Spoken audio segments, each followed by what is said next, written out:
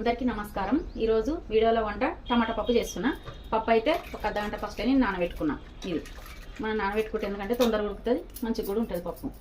ఇక ఫస్ట్ అయితే దీంట్లోనే టమాటా కూడా వేసుకోవాలి, మనము కొంచెం కొత్తిమీర కూడా వేసుకోవాలి, కొంచెం కలిమాకు కూడా వేసుకోవాలి। మళ్ళీ నేను పోసి పెట్టేటప్పుడు చూపిస్తా। ఇగో ఇప్పుడు కొంచెం పసుపు దీంట్లోనే మళ్ళీ తాలింపులో కూడా వేసుకోవాలి మనము। దీనికి సరిపడంత కారం,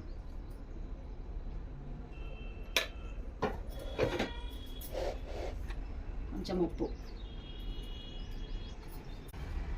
కొంచెం అల్లం వెల్లిగడ్డ వేసుకున్నాం కదా।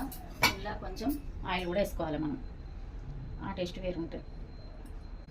ఆ తర్వాత ఇంక ఇవి మళ్ళీ తాలింపు వేసేటప్పుడు చూపిస్తే ఒక 4 విజిల్ వచ్చే వరకు పెట్టుకోవాలి, అంతే। ఇంకా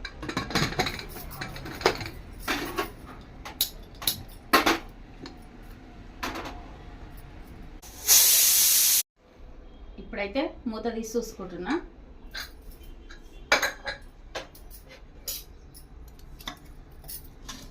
పప్పు అయితే ఉడికింది। ఇంకా దీంట్లోనే మనకు సరిపడంతా కొంచెం ఇది గట్టిగా ఉంది కదా, కొంచెం వాటర్ వేసుకుంటే ఇది టమాటా పప్పు అయిపోయినట్టే। ఇంకా ఇట్లా ఇంతే। పచ్చిమిరపకాయలు కూడా వేసుకోవచ్చు మనం కారం అంతుకు।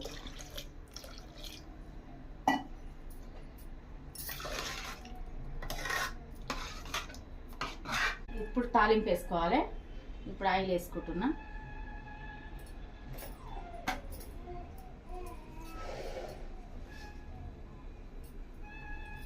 కొంచెం జీలకర్ర, కొన్ని ఆవాలు, ఒక 2-3 ఎండుమిరపకాయలు, కొంచెం ఇట్లా పచ్చిగా దంచుకున్న ఎల్లిపాయలు ఇవి।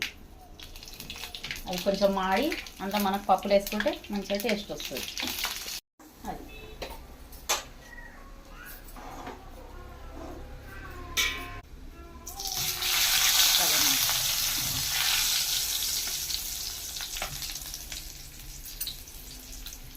ఇప్పుడు వేసుకోండి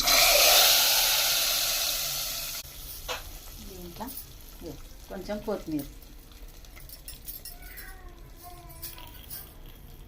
పొయ్యి మీద ఎందుకంటే కొంచెం మసలాలి కదా, మనం వాటర్ వేసుకున్నాము, పోసి వేసుకున్నాం కదా, కొంచెం మసలాలి। ఇక టమాటా పప్పు అయితే రెడీ అయిపోయింది। ఇది 2 నిమిషాలు మసలుకుంటే మంచిగా ఉంటుంది। ఇప్పుడు